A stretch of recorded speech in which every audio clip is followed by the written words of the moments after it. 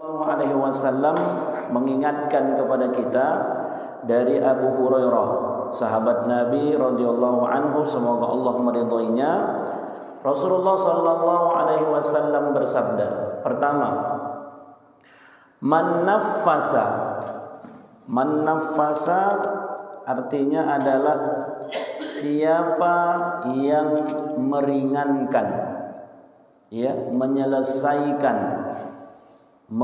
menghilangkan an mu'min kurbatan, kesulitan seorang mukmin, min kurabid dunya, dari berbagai macam kesulitan yang ada di dunia ini, naffasallahu anhu kurbatan min kurabi yaumil qiyamah, maka nanti Allah akan menghilangkan kesulitannya ketika berada di hari kiamat, ketika berada di akhirat.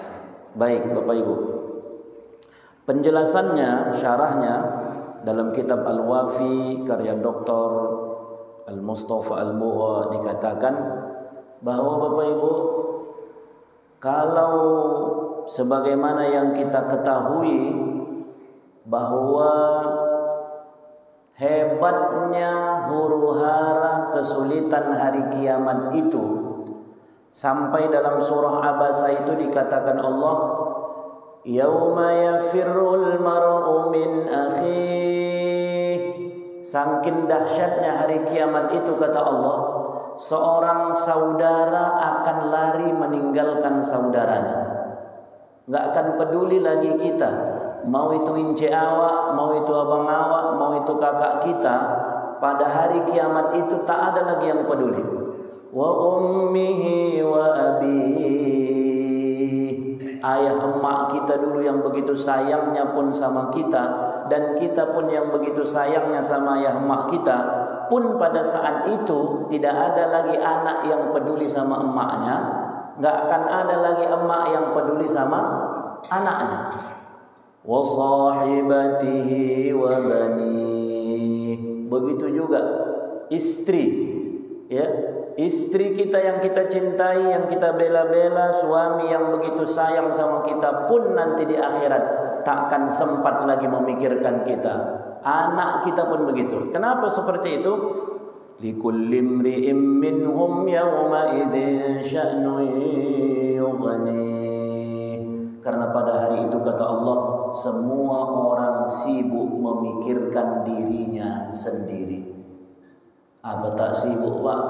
Disitulah udah mengantri awak nanti menentukan apakah catatan amal kita diterima dari sebelah kanan atau dari sebelah kiri. Artinya amal kita ini apakah amal yang baik atau justru amal yang buruk. Disitulah penentuan surga atau neraka. Tidak ada lagi kesempatan membela diri, tak ada lagi kesempatan menyelamatkan diri. Pada saat itu semua orang memikirkan macam manalah nasibku ini, macam manalah nasibku. Sampai kata Nabi SAW, teriknya matahari itu, dekatnya matahari luar biasa dengan manusia di hari kiamat itu. Ya, semua manusia berbaris di padang mahsyar di hari kiamat. Begitulah kesulitan yang ada di akhirat.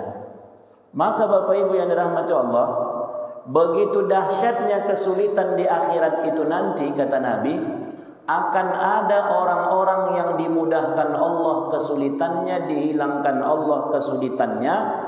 Siapa mereka? Merekalah orang-orang yang menghilangkan kesulitan orang lain selama di dunia. Jadi prinsipnya Bapak Ibu adalah mudahkan urusan orang di dunia, maka Allah akan mudahkan urusan kita di akhirat. Itu prinsipnya. Tapi kadang-kadang kita ini Bapak Ibu, ya kan, ya Bang Tin, selama bisa dipersulit, kenapa dipermudah? Itu pula kadang-kadang prinsip awal. Itu masalah. Selama bisa dipersulit, kenapa dipermudah? Kalau memang bisanya pula dioper-oper. Selama bisa oper. Inilah yang salah dalam prinsip kita ini. Makanya kami Bapak Ibu jamaah rahmati Allah di Yayasan Mu'alaf Center kita, alhamdulillah udah ratusan yang Islam bersama kita. Dan itu Bapak Ibu yang masuk Islam sama kita itu di Yayasan Mu'alaf Center Labuhan Batu itu bukan hanya orang Labuhan Batu. Dari Riau kemari, dari Paluta kemari, dari Labura, Labusel, bahkan dari Medan, entah dari mana-mana pun, bahkan kemarin tuh ada pun dari Siantar juga bisa pula masuk Islamnya ke sini. Pertama karena Facebook, yang kedua karena memang kenapa jauh kali sampai kemari, Kak, kami tanya sama yang mau masuk Islam tuh. Apa katanya? Datang kami ke sini dioper, disuruh ke sana. Ya, maafnya datang kami ke MUI-nya, oper ke Kua, datang Kua, oper kemari, dioper-oper orang tuh.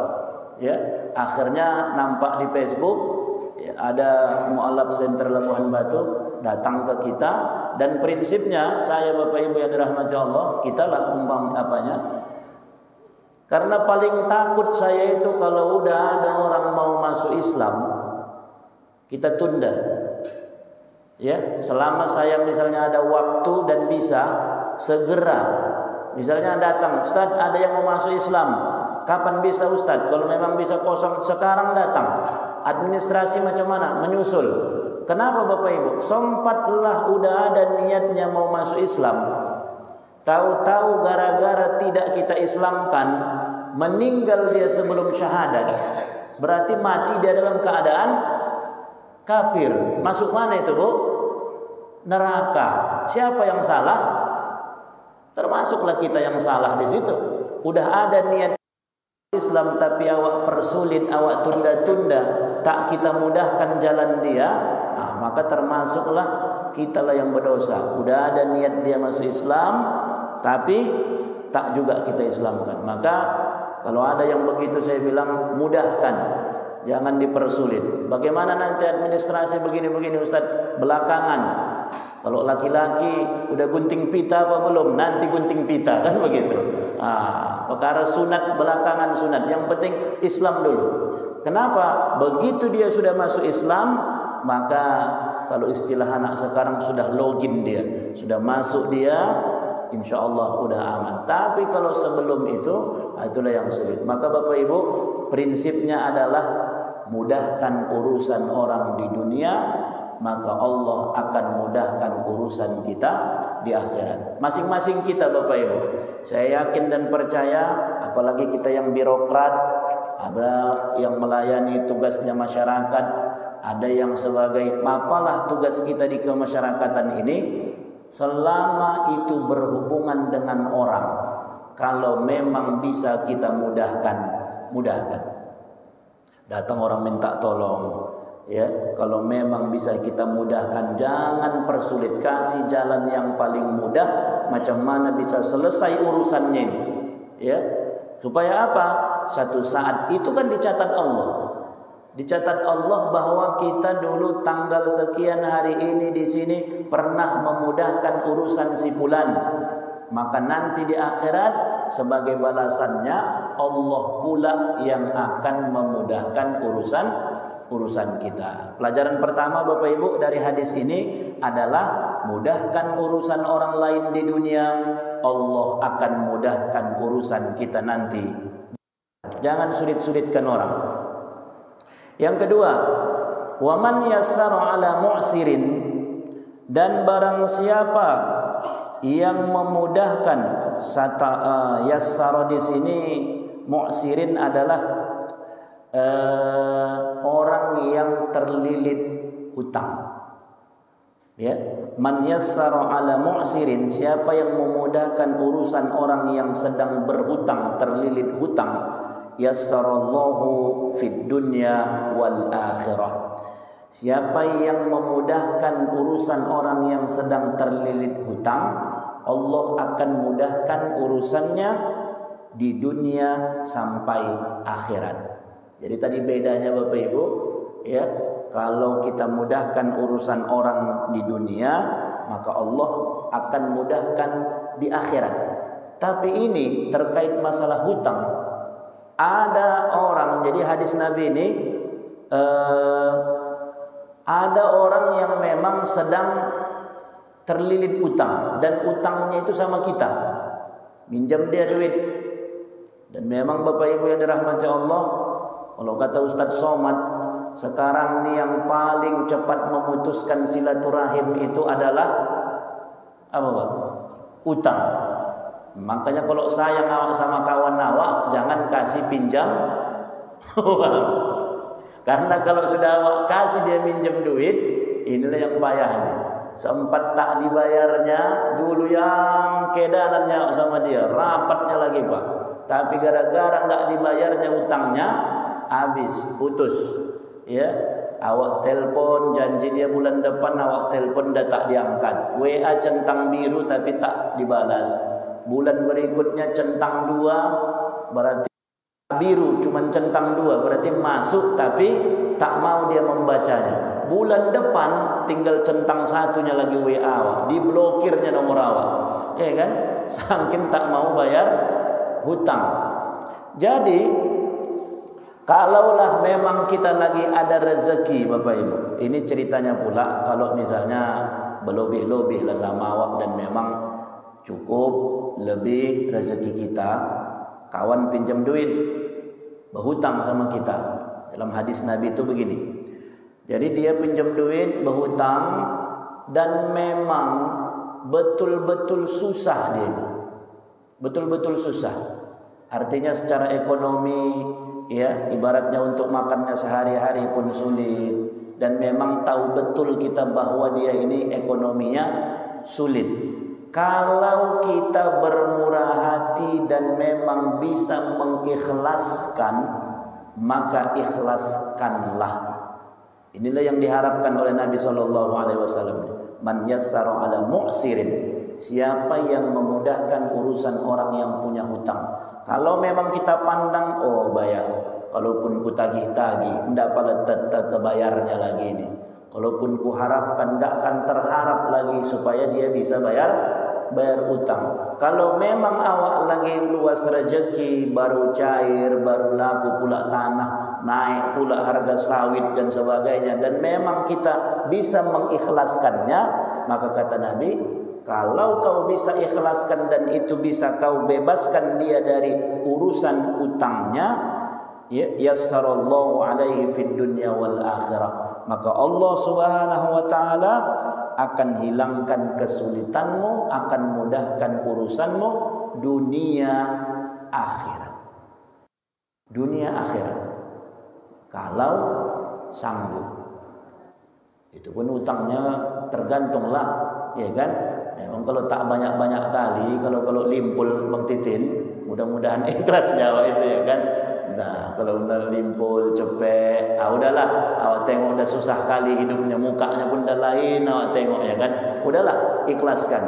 Tapi kalau seandainya berat kalinya Pak Ustadz, jangan pula diikhlaskan, awak saja pun mencarinya susah. Kau itu lainlah cerita. Ini ceritanya memang awak berlebih dan memang awak kita tengok dia memang susah dan kita sanggup untuk mengikhlaskannya, ikhlaskan. Karena sebenarnya Bapak Ibu, prinsip daripada utang piutang dalam Islam itu kan bukan cari untung. Makanya yang paling diharamkan dalam Islam itu kan riba. Karena prinsip daripada utang piutang, pinjam meminjam dalam Islam itu prinsipnya ta'awun. Ta'awun itu artinya tolong menolong, bukan cari keuntungan. Maka ketika kita cari untung pada saat meminjamkan orang lain, disitulah dinamakan dengan riba. Maka kata Nabi, sampai kata Nabi, siapa yang meminjamkan saudaranya qardon, meminjamkan uang kepada saudaranya sampai 2 kali, maka pinjaman yang kedua itu kata Nabi, Allah hitung sebagai sedekah. Sebenarnya hebatnya pahala meminjamkan duit ini dah Bu. Misalnya datanglah Ocik itu, pinjamlah dia misalnya 500, atau pinjamlah dia 1 juta, awak kasih pinjam 1 juta. Begitu dipinjamkan 1 juta, kapan Ocik kebalikkan ini? Bulan depan lah Kak katanya. Udah, dibalikkannya lah bulan depan 1 juta. Bulan depan dipinjamnya lagi 1 juta. dipulangkannya 1 juta. Pinjaman yang kedua itu awak pinjamkan 1 juta, dipulangkannya 1 juta. Tapi Allah menghitungnya sudah sebagai pahala sedekah. Berarti awak sudah bersedekah 1 juta sama dia. Pahalanya bukan duitnya baliklah pula. Duitnya tetap balik, tapi Allah sudah menghitung sebagai sedekah. Kenapa? Kita sudah pinjamkan dia untuk yang kedua kali. Kalau ada begini bisa. Cuman mencari kawan awak yang mau yang dipinjamkan dan memulangkan tepat waktu, itu pula yang payah. Ya, kalau dulu Bu Guru Soci itu memikirkan macam mana supaya dia bisa bayar utang. Kalau sekarang terbalik pula katanya, ya kan? Awak yang kurus memikirkan macam mana kawan tu supaya bisa bayar hutang. Maka nanti awak memikirkan kapan lah kawannya bayar hutang. Yang lebih hajabnya lagi pikir bapak, pikir ibu, ya, ketika ditagih, "Oh dek, kapannya kau bayar hutangmu itu?" Kakak baru lagi segitu dah kakak tagih-tagih, yang kau lewatlah kakak katanya. Dia yang berhutang lebih galak dia dari awak, kan hebat itu. Jadi oleh karena itu, ketika kita sanggup mengikhlaskan, menghilangkan kesulitan orang yang sedang punya utang, maka Allah akan hilangkan kesulitan kita dunia dan akhirat. Karena begini Bapak Ibu, ada orang minta sedekah dengan orang yang minjam duit. Ya, kalau saya baca dalam kitab ini, lebih diutamakan kata Nabi SAW sebenarnya adalah orang yang meminjam. Karena orang kita lah, gak usah ke orang kita tarik, awak lah. Kalau sudah sanggup kita minjam sama orang, itu kan berarti memang lagi sulit kali itu ya. Memang lagi sulit kali itu. Kalau sudah berani kita minjam sama orang, itu kan memang pada saat itu memang lagi sulit. Karena kok dipikir-pikir, tebal muka awak itu dah, meminjam duit sama orang tuh. Ketika kita datang meminjam sama orang, tebal muka awak tuh, malunya itu luar biasa. Tapi kenapa kita lakukan? Karena memang lagi butuh. Lagi butuh. Maka sebenarnya dalam Islam, ya, itu tadi Nabi menganjurkan kita memberikan orang pinjaman. Tapi yang menjadi masalah kadang-kadang di masyarakat kita pada hari ini, udah dipinjamkan, waktu minjam sedihnya lagi mukanya, tapi begitu sudah dapat macam tak kenal lagi dia sama awak. Ini yang masalah.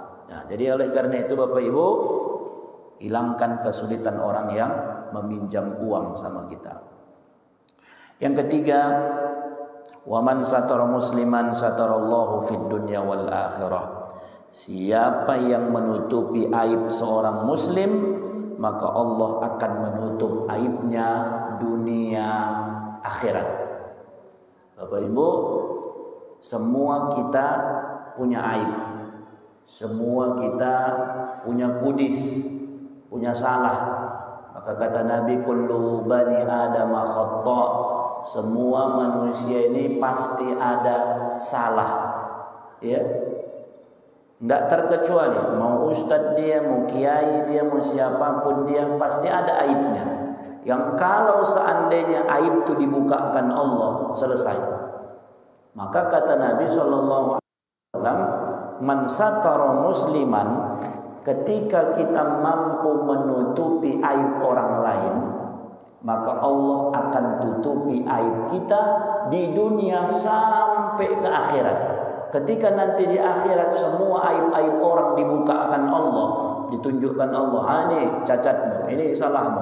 Ada orang-orang yang ditutupi Allah, yang tak dibukakan Allah aibnya di depan umum. Siapa mereka? Orang yang sanggup menahan lisannya, menahan tangannya, tak mengetik di WA untuk menceritakan aib orang lain. Dan ini yang perlu belajar kita Bapak Ibu, menahan diri. Kadang-kadang kita kan kok udah duduk berdua bertiga Bu, yang paling sedap tuh ngapain? Bapak Ibu, membahas. Oh kak, tanda kakaknya si 5. Hah, kenapa? Oi, kakak. Kalau sudah ada oi, kakak. Semalam pikir kakak. Semalam, ya Allah Tuhanku, yang ramean depan rumahnya. Karena bagaduh pikir kakak. Bagaduh laki bini depan rumah pikir. Menceritakanlah. Dan itu yang paling enak. Kadang-kadang kita ini udah tahu awak menggibah. Apalagi udah tahunya kita ini kadang-kadang menceritakan aib orang. Oi, cemana lah, berdosa juga lah. Kenapa rupanya kak? Iya, mulailah. Dia tahunya dia bilangnya berdosa juga nyawa katanya, berdosa juga nyawa. Tapi nggak tahan bibirnya itu untuk menceritakan itu. Kenapa rupanya? Semalam pikir kakak, masalah pula begini. Jadi macam mana? Datang kakak ini pula kepo pula lah dia. Pertama memang udahlah. Janganlah kau cerita-cerita di masjid ini, jangan kau cerita-ceritakan. Jadi betul jadi kak. Iya, nantilah keluar dari masjid, katanya pula. Siap keluar dari masjid sepanjang jalan dari pulang masjid ke rumahnya membahas orang itu. Begitu di masjid dapat pahala, cemilah solat subuh. Bukan tak hebat ini solat subuh berjamaah, mendengar ceramah, solat isyraq, ya, bersedekah makanan, hebat pahala. Kalau pulang dari masjid membahas selama perjalanan dari masjid sampai ke rumah habis pahala waktu. Kenapa? Gara-gara menceritai aib orang lain. Memang kadang-kadang bibir awak nilai enggak tahan-tahannya. Maka oleh karena itu Allah ingatkan, siapa yang sanggup menutupi aib saudaranya, maka Allah akan tutupi aibnya dunia akhirat. Kita punya aib, sempatlah aib awak ini dicakapkan orang, hajab. Maka supaya Allah jangan bukakan mulut orang untuk menceritakan aib kita, awak jaga mulut awak supaya jangan menceritakan aib orang lain. Udah, kalaupun dah tahu awak kasus orang, dah tahu awak aib orang, udah, biar orang tahu, tapi jangan dari mulut awak tahunya. Itulah prinsip Bapak Ibu. Biar orang mungkin tahu, tapi jangan sampai orang tahu itu dari mulut kita. Ini pula sengaja awaknya pula memulai cakap. Dah tahu kamu apa macam mana kemarin cerita begini. Terakhir awak yang memulai dan awak yang menceritakan. Ketika kita sanggup menahannya, maka Allah akan tutupkan aib kita dunia dan akhirat. Itu yang ketiga. Jadi yang pertama tadi pelajarannya Bapak Ibu, mudahkan urusan orang. Yang kedua adalah mudahkan urusan orang yang berutang sama kita. Baru yang ketiga, tutupi aib orang lain. Yang keempat, wallahu fi aunil abdi ma kana al-abdu fi auni akhihi. Allah akan senantiasa menolong seorang hamba selama hambanya masih mau menolong saudaranya. Selama kita masih mau menolong orang lain, pada saat itu Allah akan menolong kita. Maka prinsip dalam tolong menolong ini Bapak Ibu yang dirahmati Allah, jangan pernah kita berharap bahwa orang yang kita tolong itulah yang akan menolong kita balik. Ketika kita menolong orang lain, ikhlaskan karena Allah, bahwa aku menolong dia karena memang mengharap ridha Allah dan memang kasihan aku menengoknya dan dia memang butuh pertolongan. Kalau menengok-nengokkan model dia ini, nggak akan sanggup dia ini nanti membalas balik kebaikan yang kubuat. Nggak akan sanggup dia ini nanti kalaupun aku ada masalah, nggak akan sanggup dia ini menolong aku. Dah tahu nyawa ini. Cuman yang kita harapkan itu bukan dia yang akan membalas untuk menolong kita. Allah tidak ngantuk dan tidak tidur. Allah tidak buta tapi Allah maha melihat. Allah tahu kita pernah menolong orang. Satu saat Bapak Ibu, ketika kita butuh pertolongan, Allah kirim orang lain untuk datang menolong kita. Yakinlah itu Pak. Saya rasa Bapak Ibu seringlah, pernahlah mungkin merasakan lagi butuh awak nih, ya kan? Lagi butuh bantuan, tiba-tiba datang orang menolong awak. Ibu lah yang kecil-kecil aja lah. Misalnya belanja lah ibu di pajak. Kebetulan tak dikawani suami, tak dikawani anak, bebecak. Begitu banyak belanjaan ini misalnya, beratnya lagi. Tiba-tiba datang, Bu, mari bu, biar ku bantu, kuangkatkan. Diangkatkannya naik awak ke atas beca. Itu kan yang ringan-ringan, yang kecil-kecil begitu tanpa kita sadari. Datang orang yang Allah kirim untuk menolong kita. Naik kereta api awak, koper segala macam, banyaknya lagi barang bawaan. Tapi datang orang-orang, bu, mari bu, biar saya bantu, katanya. Dibantukannya, dinaikkannya ke atas tempat duduk kita. Macamlah hal-hal yang dari kecil-kecil seperti itu. Kalau di birokrasi misalnya, awak ada urusan di Samsat, ada urusan di Polres, ada urusan entah di mana-mana lah, ada urusan. Begitu sampai awak ke kantor itu, tak ada yang awak kenal, tak ada yang awak bisa minta tolong. Tiba-tiba, ya, rupanya datang orang, ya, yang kemudian, Assalamualaikum Pak, masih tanda sama saya begini-begini. Cerita-cerita terakhir rupanya, rupanya kenal. Akhirnya dia yang menolong urusan kita di kantor itu. Macam itu yang real terjadi pada kehidupan kita. Maka intinya Bapak Ibu, yang keempat ini, ketika kita menolong orang lain, niatkan karena ibadah kepada Allah, bukan karena apa-apa. Satu saat pasti kita akan mengalami kesulitan. Pada saat kita mengalami kesulitan, disitulah Allah akan mengirim siapa yang dikehendakinya untuk memberikan pertolongan kepada kita. Yang kelima, man salaka tariqan yaltamisu fihi ilman sahalallahu bihi tariqan ilal jannah. Siapa yang menapaki jalan untuk mendapatkan ilmu, Allah akan memudahkan jalannya ke surga. Inilah kita ini Bapak Ibu, termasuk diantaranya. Orang bapak ibu tadi dari rumah bangun pagi-pagi subuh berjalan ke masjid, bukan tak berat ini. Yang beratan ini solat subuh ke masjid nih Bapak Ibu. Solat subuh dapat, tapi begitu ya ada yang tak tahan atau memang ada yang punya urusan harus pulang cepat, atau ada yang memang hanya sekedar solat subuh tapi tak ikut pengajian. Ini ibu solat subuh ikut pula pengajian, menjalani jalan untuk menuntut ilmu, belajar agama, maka kata Nabi SAW, maka Allah akan mudahkan jalannya menuju surga. Kenapa mudah jalannya menuju surga? Pertama, pahalanya besar. Yang kedua, orang yang belajar itu pasti akan lebih banyak ilmunya untuk bisa beramal ibadah. Kemudian Nabi SAW mengatakan, "Wa ma ijtama'a qaumun fi baitin min buyutillah." Apabila ada sekelompok orang umatku fi baitin min buyutillah, di dalam masjid, di antara rumah-rumahku, kata Nabi. Apabila ada umatku sudah berkumpul di masjid, yatluna kitab Allah, mereka baca Al-Quran, wa yatadarasunahu, mereka mempelajari isinya, bainahum, mereka mempelajari isi Al-Quran itu di antara mereka, bertadarus atau pengajian, illa nazalat alaihimus sakinah, orang yang di dalam masjid itu yang belajar ilmu, yang beribadah, apa yang mereka dapat? Pertama kata Nabi, as-sakinah, ketenangan. Orang ibu lah, di manalah tempat di antara tempat-tempat yang paling tenang? Di mana? Di masjid. Di masjid, di pengajian, termasuklah itu tempat-tempat yang tenang rasa kita.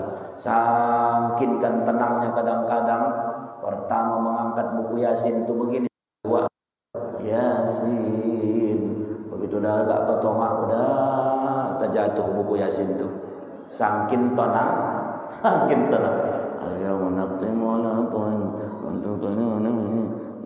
Terjatuh buku Yasin. Saking tenangnya. Ayah-ayah pun tahu siapa, ayah-ayah pun begitu. Aku udah sholat Jumat Pak Rahman, udah sholat Jumat. Adanya kadang bapak-bapak nih, cepat dia datang sholat Jumat bukan mengambil saf pertama, tapi mencari di mana sandaran paling enak, begitu. Iya, carinya tiang, pas pula tiang ini pas AC ke situ. Oh, yang sedapan itu. Begitu duduk dia ke masjid, ya, bukan diambilnya saf pertama, tapi ambilnya tiang, gap. Begitu gap, mulut begini saya lah. mulai dari khutbah awal sampai komat. Ayah-ayah. Tapi ayah-ayah di sana juga. Kalau di sini mudah-mudahan tak perlu jauh beda. Iya.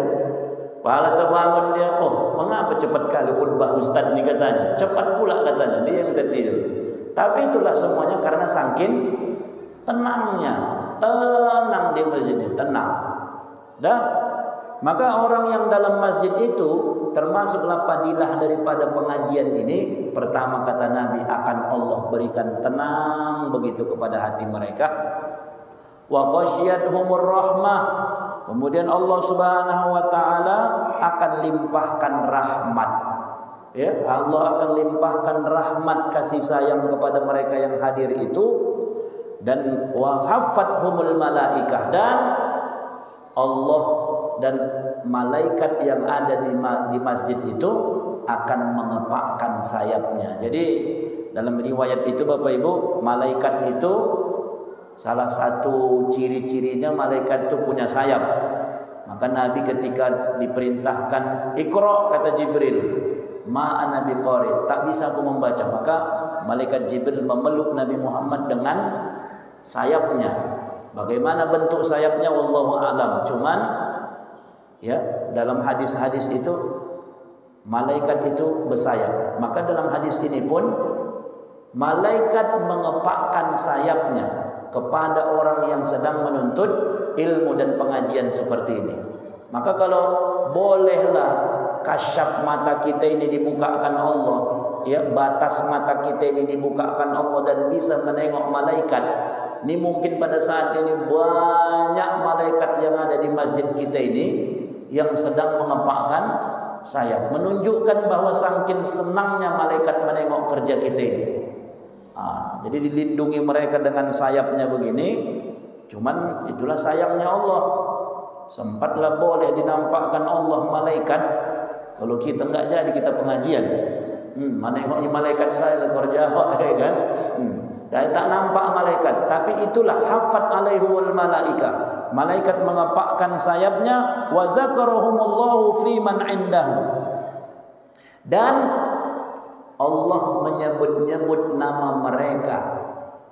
Allah menyebut nama mereka di hadapan makhluknya yang lain. Lagi sambutan bupati. Tahu-tahu disebut bupati Namawa. Cuma kira-kira itu. Oh, yang besar nanti awal itu. Ya kan? Sambutan bupati di antara ratusan peserta acara itu yang hadir disebutnya nama. Memang salah satu yang berprestasi dalam hal ini adalah Bapak Haji Titin Prihatin katanya. Oh, naik terus kuping Wong Titin merah ya kan. Saking apa? Saking senangnya itu. Itu baru bupati menyebut nama awak di hadapan undangan. Ini kata Nabi SAW, orang-orang yang rajin pengajian macam kita ini, nama kita disebut Allah Subhanahu wa taala di hadapan makhluknya yang lain, dalam hal ini malaikat. Ya, disebutkan nama itu menunjukkan betapa Allah memberikan rahmat kepada orang-orang yang menghadiri pengajian itu. Wa man abta'a bihi amaluhu lam yusri' bihi nasabuhu. Terakhir, barang siapa amalnya selalu terlambat, maka nasabnya tidak akan menyempurnakannya, tidak akan dipercepat kenaikan pangkat. Artinya begini Bapak Ibu, bahwa nasab itu penting, iya, tapi bukan semuanya karena nasab kemudian amal yang tak baik pun menjadi baik. Seperti akhir-akhir ini polemik tentang habaib, keturunan-keturunan Nabi dan sebagainya. Keturunan Nabi kita muliakan, iya, tapi bukan semata-mata karena lantaslah ada nasab dia sampai ke Nabi, kemudian boleh suka-sukanya, boleh segala macam, tak juga seperti itu. Bukan berarti karena nasab kemudian baik amal. Begitu juga sebaiknya, walaupun tak sampai nasab awak ke Nabi, tapi kalau baik amal kita, maka baik juga di hadapan Allah Subhanahu wa ta'ala. Artinya jangan karena mentang-mentang kita ada nasab keturunan dari orang-orang yang soleh, orang-orang yang baik dan sebagainya, kita beranggapan bahwa itu akan mempengaruhi amal. Tidak, yang mempengaruhi amal kita adalah amal kita sendiri yang kita kerjakan. Baik Bapak Ibu, itu kaji hadis kita pada kesempatan subuh kali ini. Ada lima yang bisa kita ambil. Pertama, mudahkan urusan orang. Yang kedua, kalau ada orang berutang, mudahkan. Yang ketiga, tutup aib saudara kita muslim. Yang kelima adalah tolong saudara kita, maka Allah akan menolong kita. Yang kelima adalah menuntut ilmu adalah jalan untuk menuju surganya Allah. Kemudian Allah menjelaskan, Nabi menjelaskan keutamaan orang yang menghadiri pengajian. Allah berikan ketenangan, rahmat, dan disebut Allah nama kita di hadapan makhluk yang lain. Wallahu a'lam. Nasrun minallah wa fathun qarib wa basyiril mu'minin. Assalamualaikum warahmatullahi wabarakatuh.